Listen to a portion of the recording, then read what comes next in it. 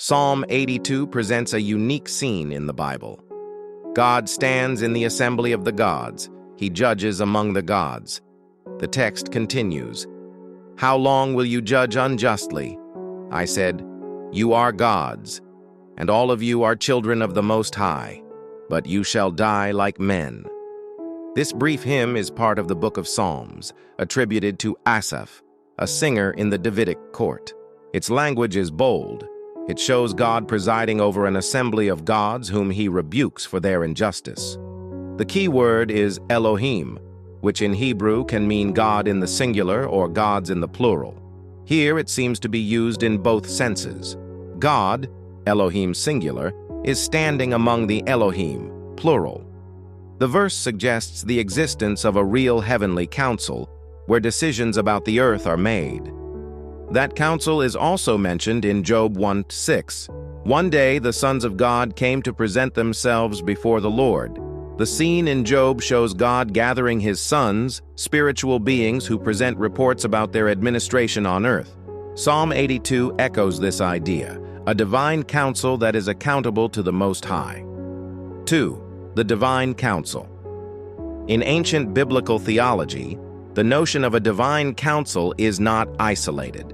It appears in Deuteronomy 32:8-9, where, according to the Qumran manuscripts and the Septuagint, it is written that God assigned the nations of the earth according to the number of the sons of God, reserving Israel for himself. This statement implies that each nation had a son of the Most High as its overseer. Psalm 82 addresses precisely these beings. They are called gods and sons of the Most High, and they are accused of judging unjustly. It is as if the spiritual guardians of the nations had failed in their duty. The verse, "You shall die like men," suggests that these beings, though divine, can be degraded and punished. In fact, in other parts of the Bible, there are indications of a divine council. In 1 Kings 22, the prophet Micaiah sees God seated on his throne with all the host of heaven around him, deliberating on how to entice Ahab into battle. Isaiah 6 describes seraphim surrounding God. Ezekiel 1 presents cherubim around a throne. Psalm 82 synthesizes that vision of a heavenly court in very direct terms. God convenes the beings who govern the nations and rebukes them. 3. Traditional interpretation versus alternative interpretation. Traditional exegesis in post-biblical Judaism and Christianity tended to soften the meaning of gods. For many medieval interpreters, the gods of Psalm 82 were corrupt human judges. This approach avoids the idea of a plurality of divine beings and emphasizes that God judges leaders who abuse their power, the reading that identifies the gods with magistrates. However, this interpretation faces difficulties. In Hebrew, when Elohim is applied to human beings, it is usually accompanied by plural verbs, but in Psalm 82, the verbs are singular when referring to God, indicating that God is distinguished from the Elohim who preside with him. Moreover, the phrase "sons of the Most High" suggests a celestial rather than human lineage. The alternative interpretation, very ancient in Israel, is that the psalm refers to subordinate spiritual beings. The psalmists, influenced by Canaanite and Ugaritic traditions, knew the idea of a council of lesser gods with a supreme God. This second reading is based on the fact that Elohim in the plural, when used with singular verbs, usually denotes divine beings. The psalm then reflects an Israelite vision of a real heavenly council. This interpretation also explains why the text says that those gods will die like men. It is alluding to divine beings who, because of their corruption, will lose their status and be treated as mortals. 4. Comparison with other cultures. The concept of a divine council is not exclusive to Israel. In Ugaritic mythology, discovered in texts from the 14th century BC, the god El presides over an assembly of gods called Il-Am. These sit to deliberate and issue verdicts in El's presence. In that assembly, the destinies of kings and nations are discussed, and plans are approved. This Ugaritic council is a clear antecedent of the scene in Psalm 82. In ancient Greece, Mount Olympus was the place where Zeus and the other gods gathered to deliberate. Homer and Hesiod describe how the Greek gods decide in council the destinies of men and heroes. The Olympian assembly sometimes restrains gods who question the sovereign's decisions, leading to conflict. In Mesopotamia, the great gods Anu and Enlil presided over councils of lesser deities who carried out their decrees. The Enuma Elish describes Anu together with his court deliberating the creation of man. The closest parallel to Psalm 82 is the Canaanite Council. El rebukes some gods for their poor governance, something that the Bible reuses in a monotheistic way. In Egypt, the House of Life was the assembly of gods that decided on cosmic order. These cultural parallels show that the idea of a council of superior beings, presided over by a supreme god, was part of the imagination of the ancient Near East. Israel adapted this image to express that, although powerful spiritual beings exist, Yahweh rules over them all. 5. Alternative hypothesis: other beings in the universe. Beyond academic exegesis, Psalm 82 lends itself to alternative and speculative hypotheses. If we accept that the gods are real beings subordinate to the Most High, who are they? They could be interpreted as divine or cosmic beings in charge of the nations, who existed before man or at the beginning of human history. According to this reading, the Bible would preserve the memory that other intelligent beings governed the earth under God's authority. The verse, "You shall die like men," would suggest that these beings, who were immortal, would be punished with mortality because of their corruption. This hypothesis is expanded in apocryphal literature. The Book of Enoch, or Enoch, speaks of watchers who descended from heaven and taught forbidden knowledge to men and were judged for it. According to Enoch, 200 watchers, angels, united with human women and engendered giants who corrupted the earth. These watchers were part of the divine council, but after their rebellion they were imprisoned in abysses. Psalm 82 could allude to something similar: beings of the divine council who failed and were degraded. Some even suggest that those gods could have been visitors from other dimensions or worlds, tasked with overseeing regions of the earth. According to modern ancient astronaut theories, these beings were advanced entities who received jurisdiction over different areas of the planet. Their downfall would reflect a cosmic conflict between them and the Most High, similar to myths of divine rebellion in many cultures. The Greek Titans rebel and are imprisoned in Tartarus. The Indian Asuras battle against the Devas. And in the Bible, an angel, Lucifer, sought to be like God and was cast out. Psalm 82 summarizes in a few lines the drama of beings who rule unjustly and receive punishment. 6. Bridges with other biblical texts. To fully understand Psalm 82, we cannot see it as an isolated passage. It connects with a network of texts that reveal that the Bible preserves the memory of a complex spiritual order, with beings who performed functions of government and administration over the earth. In Job 1:6 and Job 2:1, we find that the sons of God present themselves before the Lord in a kind of heavenly court. Among them is Satan, who acts as an accuser against Job. Here the Bible presents a legal scene. God as the supreme judge and spiritual beings appearing as if they were officials who must give an account. This is exactly the atmosphere of Psalm 82, where God presides in the midst of other gods and rebukes them for not exercising justice. Deuteronomy 32:8-9, in its oldest version, that of the Dead Sea Scrolls and the Greek Septuagint, says that the Most High divided the nations according to the number of the sons of God, and that Israel was his special portion. This passage is fundamental because it suggests that each nation was under the government of a spiritual being. They were not mere symbols, but true celestial guardians of the peoples. Over time, many of them became corrupt and led men toward idolatry. This idea is developed more explicitly in the Book of Jubilees, an ancient Jewish text that describes how the angels of the nations rebelled against the divine plan. The prophet Daniel confirms this same idea in chapters 10 to 12.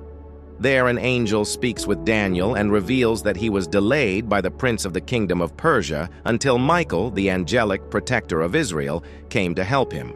He then mentions the prince of Greece. This implies that behind the human powers, there were spiritual princes representing them. Daniel thus describes a conflict that is not limited to the human political sphere, but has a cosmic backdrop of struggle between invisible intelligences. The New Testament takes up this vision. Paul, in Ephesians 6:12, affirms that the struggle of Christians is not against flesh and blood, but against principalities, powers, and rulers of the darkness in the heavenly realms. These titles suggest an organized hierarchy of ruling beings. The image is not symbolic, but administrative. There are orders, ranks, and domains reminiscent of a heavenly council, though corrupted. Other passages add even more weight. Jude 6 mentions angels who did not keep their proper domain and were confined in eternal prisons. 2 Peter 2:4 reaffirms the same. God did not spare the angels who sinned, but cast them into Tartarus, a term that directly connects with the Greek tradition of fallen gods punished in the underworld. All of this broadens the panorama of Psalm 82. It is not just an isolated psalm of social protest, but part of a network of texts that describe a spiritual order in which higher beings were placed in charge of humanity. Some fulfilled their role, others strayed. The psalm shows God pronouncing judgment against them, and this echo is repeated in Job, Deuteronomy, Daniel, Jude, and Peter. In this sense, the Bible preserves fragments of a cosmology where the universe is inhabited by multiple hierarchical intelligences under the rule of the Most High. 7. Comparison with other mythologies and cultures. The image of a council of gods or heavenly beings deliberating over the destinies of the world is not exclusive to the Bible. It is part of the religious heritage of humanity. In Ugarit, the texts discovered at Ras Shamra reveal that the supreme god El presided over a council of lesser gods called Il-Hayim. This council decided on wars, kings, and harvests. Some of those gods were obedient, others rebellious. It is impossible not to see the resemblance to Psalm 82, where the Most High surrounds himself with heavenly beings whom he calls to account. In Mesopotamia, the gods Anu, Enlil, and Ea formed a triad that governed the destiny of the universe. They themselves summoned other gods to deliberate. When one of those lesser gods failed, he was punished, just as in Psalm 82 when God announces that the gods will die like men. In Greece, Olympus was the seat of the divine council. Zeus presided over the assemblies, where the gods debated the fate of heroes and cities. Homer describes these meetings in detail, where even some gods rebelled or sought to favor their protégés, creating internal conflicts. The echo with Psalm 82 is striking. Gods who govern, gods who fail, a supreme God who decides the punishment. In Norse mythology, Odin presided over the council of the Aesir. The gods gathered in assembly to decide the fate of men and battles. They even knew that their power was limited in the face of Ragnarok, a judgment that would come upon them. In Hindu tradition, Indra rules over the Devas. They gather in council to maintain cosmic order against the Asuras, beings who represent rebellion and chaos. The struggle between Devas and Asuras resembles the struggle of the spiritual princes in Daniel, or the rebuke of the unjust gods in Psalm 82. All these cultures share the same pattern: the existence of a council of powerful beings who administer the world with a sovereign above them. The difference in the Bible is that in Israel, this image was reinterpreted in a monotheistic key. Yahweh is not just one among the council. He is the only true God, and the others are subordinate beings. The ethical message of Psalm 82 is radical. Even higher intelligences must give account to the justice of the Most High. 8. Possible modern theories. Psalm 82 has not only been the subject of theological debate, it has also inspired modern theories that seek to give a different twist to its interpretation. Some researchers of the ancient astronaut hypothesis propose that the gods of the council were not abstract spiritual beings, but visitors from other worlds who in the past had contact with humanity. According to this reading, when Deuteronomy 32 says that the nations were divided according to the number of the sons of God, it would actually be describing a kind of planetary colonization. Different groups of cosmic beings were given the mission to oversee different regions of the earth. Israel was reserved for the Most High, while the other nations were placed under the authority of these gods. Psalm 82 would then be a judgment on those visitors. They had received power, but abused it.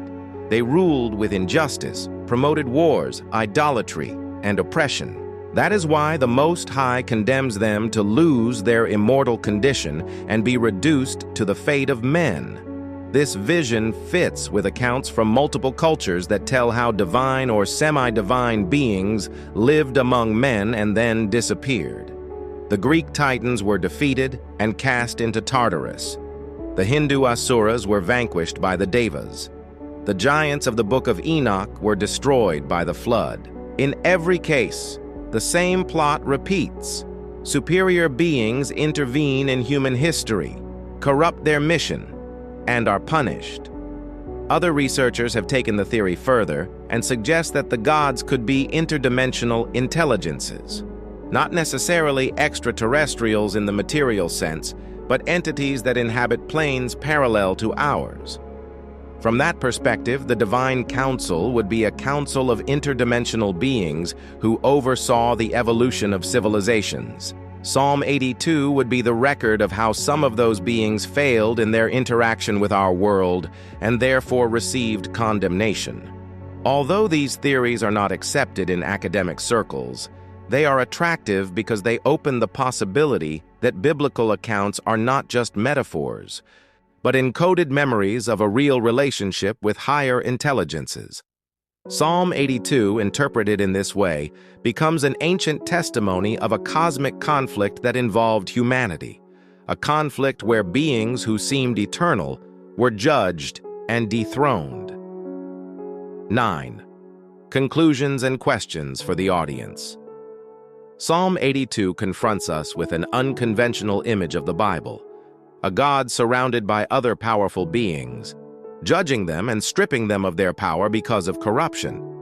The traditional interpretation as human judges has coexisted with an older reading, where the gods are heavenly beings. The references in Deuteronomy, Job, and Daniel reinforce this idea of a real divine council.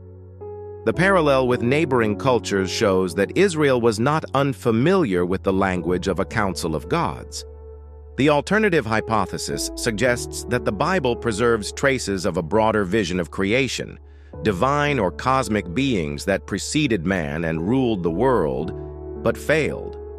Some modern theories identify them as extraterrestrial visitors who divided the earth among themselves, and whose rebellion resonates in global myths of celestial rebellion.